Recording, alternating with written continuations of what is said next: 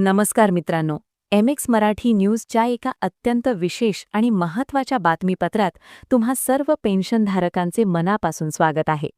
आजचा हा व्हिडिओ केवळ एक बातमी नाही, तर देशातील लाखो EPS 95 पेन्शनधारकांच्या अस्तित्वाचा आणि सन्मानाचा हुंकार आहे. गेल्या अनेक दशकांपासून ज्या पेन्शनधारकांनी देशाच्या अर्थव्यवस्थेला आपल्या रक्ताने आणि घामाने सिंचले, आज त्यांनाच आपल्या हक्काच्या तुटपुंज्या पेन्शनसाठी दिल्लीच्या जंतर मंतरवर रणरणत्या उन्हात उतरावे लागत आहे. 9 मार्च, 10 मार्च आणि 11 मार्च या 3 तारखा आता भारताच्या इतिहासात सुवर्ण अक्षरांनी लिहिल्या जाणार आहेत. कारण EPS 95 राष्ट्रीय संघर्ष समितीने आता आर-पारची लढाई पुकारली आहे. श्रम मंत्रालयाने ऐनवेळी बैठक बोलावली, गोड शब्दात आश्वासने दिली, पण यावेळी कमांडर अशोक राऊत आणि त्यांच्या चमूने सरकारला जे उत्तर दिले आहे ते ऐकून तुमचेही रक्त सळसळल्याशिवाय राहणार नाही. या बैठकीत नक्की काय गुपित दडलेले आहे? श्रम मंत्र्यांनी नेमका कोणता शब्द दिला आणि पेन्शनधारकांनी आता माघार न घेण्याचे का ठरवले आहे? या सर्व प्रश्नांची उत्तरे आजच्या या विशेष रिपोर्टमध्ये आपण पाहणार आहोत. हा व्हिडिओ शेवटपर्यंत पहा आणि जास्तीत जास्त शेअर करा, कारण ही तुमची आणि माझ्या आई-वडिलांच्या हक्काची लढाई आहे. मित्रांनो, आपल्याला माहितीच आहे की जेव्हा जेव्हा पेन्शनधारक एकत्र येतात आणि दिल्लीकडे कूच करतात, तेव्हा सरकारला घाम फुटतो. हा एक जुना पॅटर्न आहे. जेव्हा आंदोलनाची घोषणा होते, तेव्हा अचानक श्रम मंत्रालयाची दारे उघडतात. 13 फेब्रुवारीला जेव्हा या आंदोलनाची अधिकृत घोषणा झाली, तेव्हापासूनच गृह मंत्रालय आणि श्रम मंत्रालय अत्यंत सक्रिय झाले होते. त्यांना भीती होती की जर लाखो पेन्शनधारक दिल्लीत एकत्र आले तर सरकारला उत्तर देणे कठीण होईल. म्हणूनच 5 मार्च रोजी दुपारी 3:30 वाजता NACच्या नेत्यांना अचानक बोलावणे आले. हे बोलावणे म्हणजे पेन्शनधारकांचे प्रश्न सोडवण्यासाठी होते की आंदोलनाची धार कमी करण्यासाठी? हा प्रश्न आता प्रत्येकाच्या मनात आहे. पण यावेळेस NACची टीम पूर्ण तयारीनिशी गेली होती. या बैठकीत NACचे राष्ट्रीय अध्यक्ष कमांडर अशोक राऊत, वीरेंद्र सिंह राजावत, रमाकांत नरगुंड, रमेश बहुगुणा, सुरेश डंगवार आणि महिला विंगच्या राष्ट्रीय सचिव सौ सरिता नारखिडे उपस्थित होते. समोर होते देशाचे श्रम मंत्री श्री मनसुख मांडविया. बैठकीची सुरुवात होताच कमांडर अशोक राऊत यांनी अत्यंत स्पष्ट आणि कडक शब्दात आपली नाराजी व्यक्त केली. ते म्हणाले, साहेबांनो, आजवर आम्ही अनेक बैठका केल्या. प्रत्येक बैठकीत आम्हाला चहा मिळाला आणि आश्वासने मिळाली, पण आमच्या वृद्ध पेन्शनधारकांच्या ताटात आजही ते तुटपुंजे पैसे आहेत. देशातील पेन्शनधारकांमध्ये आता प्रचंड आक्रोश आहे. तुम्ही आम्हाला तारखांवर तारखा देत आहात, पण निर्णय घेत नाही आहात. यावर श्रम मंत्र्यांनी अत्यंत शांतपणे उत्तर देण्याचा प्रयत्न केला. ते म्हणाले, आम्ही तुमच्या सर्व मागण्यांवर काम करत आहोत. आम्ही EPS 95 योजनेत अनेक सुधारणा केल्या आहेत, नवीन घोषणा केल्या आहेत. तुम्ही सर्व ज्येष्ठ आहात, वयोवृद्ध आहात, त्यामुळे तुम्ही आंदोलन करू नका. तुमच्या प्रकृतीची आम्हाला काळजी आहे. पण मित्रांनो, कमांडर साहेबांनी यावेळी वास्तवाची जाणीव करून दिली. त्यांनी सांगितले की तुम्ही आमची काळजी करताय हे चांगलं आहे, पण तुम्हाला माहिती आहे का की दररोज 250 पेन्शनधारक हे पेन्शन वाढीची वाट पाहत पाहत मृत्यू पावत आहेत. त्यांना तुमची आश्वासने नको आहेत, त्यांना हक्क हवा आहे. पेन्शनधारकांची मागणी स्पष्ट आहे. किमान 7,500 रुपये पेन्शन अधिक महागाई भत्ता DA, तसेच पती-पत्नीला मोफत वैद्यकीय सुविधा. मंत्र्यांनी मान्य केले की हे एक फायनान्शियल मॅटर म्हणजेच आर्थिक बाब आहे. अर्थ मंत्रालयाशी चर्चा सुरू आहे असेही त्यांनी सांगितले.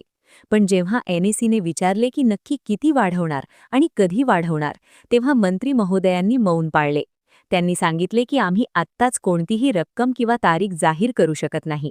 याच मुद्द्यावरून NACच्या नेत्यांनी निर्णय घेतला की जोपर्यंत लेखी आश्वासन मिळत नाही किंवा स्वतः मंत्री जंतर मंतरवर येऊन घोषणा करत नाहीत, तोपर्यंत 9 मार्चचे आंदोलन स्थगित केले जाणार नाही. म्हणजेच आता लढा निर्णायक होणार आहे. आता आपण पाहूया की देशात सध्या काय परिस्थिती आहे. महाराष्ट्र, कर्नाटक, राजस्थान, उत्तर प्रदेश, पश्चिम बंगाल, हरियाणासारख्या अनेक राज्यातून पेन्शनधारकांच्या तुकड्या दिल्लीकडे रवाना होण्यास सुरुवात झाली आहे. गावोगावी सभा घेतल्या जात आहेत. अनेक ठिकाणी पेन्शनधारकांनी आपापल्या खासदारांच्या घराबाहेर निवेदने दिली आहेत. आज आमचा विचार करा, उद्या आम्ही तुमचा विचार करू, असा थेट इशारा पेन्शनधारकांनी राजकीय नेत्यांना दिला आहे. हा केवळ आकड्यांचा खेळ नाही, तर ही देशातील लाखो कुटुंबांच्या जगण्याची लढाई आहे. आंदोलनाला कमकुवत करण्यासाठी काही अफवा देखील पसरवल्या जात आहेत. काही लोक म्हणत आहेत की आंदोलन रद्द झाले आहे. पण MX मराठी न्यूज तुम्हाला सांगू इच्छिते की अशा कोणत्याही अफवांवर विश्वास ठेवू नका. NACने अधिकृतपणे सांगितले आहे की आंदोलन यथावत आहे, म्हणजेच ते ठरल्याप्रमाणेच होणार आहे. मित्रांनो, आपण सर्वांनी आता एक होण्याची गरज आहे. जर तुम्ही EPS 95 पेन्शनधारक असाल किंवा तुमच्या घरातील कोणी पेन्शनधारक असेल, तर ही वेळ घरात बसण्याची नाही. सोशल मीडियाच्या माध्यमातून, WhatsAppच्या माध्यमातून ही माहिती प्रत्येकापर्यंत पोहोचवा. सरकारला हे कळून चुकले पाहिजे की वृद्ध व्यक्ती म्हणजे हतबल व्यक्ती नव्हे. या देशाच्या विकासाचा पाया तुम्ही रचला आहे आणि आता त्याच पायावर उभ्या असलेल्या इमारतीतून तुम्हाला हक्क मागण्यासाठी संघर्ष करावा लागतोय, हे दुर्दैव आहे. पण लक्षात ठेवा, संघर्ष केल्याशिवाय काहीही मिळत नाही. तर मित्रांनो, जंतर मंतरवरील या 9 मार्चच्या महाआंदोलनाची रणधुमाळी आता सुरू झाली आहे. श्रम मंत्रालयाशी सोबतची 5 मार्चची बैठक जरी निष्फळ ठरली असली, तरी या बैठकीने एका गोष्टीवर शिक्कामोर्तब केला आहे. ते म्हणजे सरकार आता दबावाखाली आहे. पण केवळ दबाव असून चालणार नाही. आता आम्हाला अधिकृत GR हवा आहे. आता फक्त आश्वासन नको, तर आमच्या बँक खात्यात सन्मानजनक पेन्शन जमा व्हायला हवी. हीच 75 लाख पेन्शनधारकांची ठाम भूमिका आहे. MX मराठी न्यूजच्या माध्यमातून आम्ही या लढाईत तुमच्या सोबत आहोत.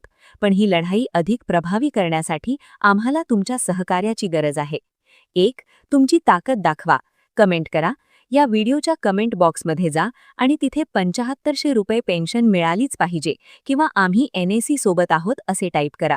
लक्षात ठेवा, तुमच्या हजारो कमेंट्स जेव्हा एखादा अधिकारी किंवा नेता पाहतो, तेव्हा त्यांना पेन्शनधारकांच्या एकजुटीची भीती वाटते.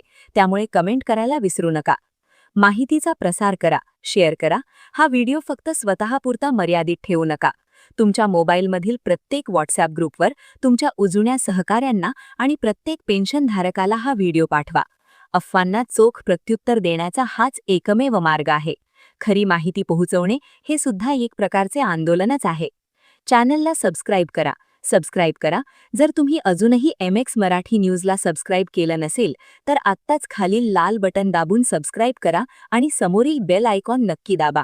कारण 9, 10 आणि 11 मार्चला दिल्लीच्या जंतर मंतरवरून प्रत्येक तासाची अपडेट, तिथले फोटो आणि व्हिडिओ आम्ही तुमच्यासाठी घेऊन येणार आहोत. एकही महत्त्वाची बातमी तुमच्याकडून मिस होऊ नये, असं आम्हाला वाटतं. WhatsApp चॅनलला जोडा. आमच्या WhatsApp चॅनलची लिंक खाली डिस्क्रिप्शनमध्ये दिली आहे.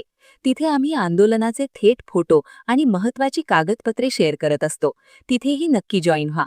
शेवटी एवढंच सांगेन, मित्रांनो, वय झालं असलं तरी जिद्द अजून संपलेली नाही. ही आपल्या आयुष्यातील शेवटची आणि निर्णायक लढाई आहे. जर आपण आता शांत बसलो, तर इतिहास आपल्याला माफ करणार नाही. आपण संघटित झालो, तर दिल्लीच्या तख्तालाही झुकावंच लागेल. तुमच्या या पवित्र संघर्षाला, तुमच्या धैर्याला आणि तुमच्या अथांग जिद्दीला MX मराठी न्यूजचा मानाचा मुजरा. चला तर मग, भेटूया दिल्लीच्या मैदानातून येणाऱ्या पुढच्या मोठ्या अपडेटमध्ये. तोपर्यंत सतर्क रहा, अफवांपासून लांब रहा, सुरक्षित रहा आणि आपल्या हक्कासाठी शेवटपर्यंत लढत रहा. धन्यवाद. जय हिंद, जय महाराष्ट्र.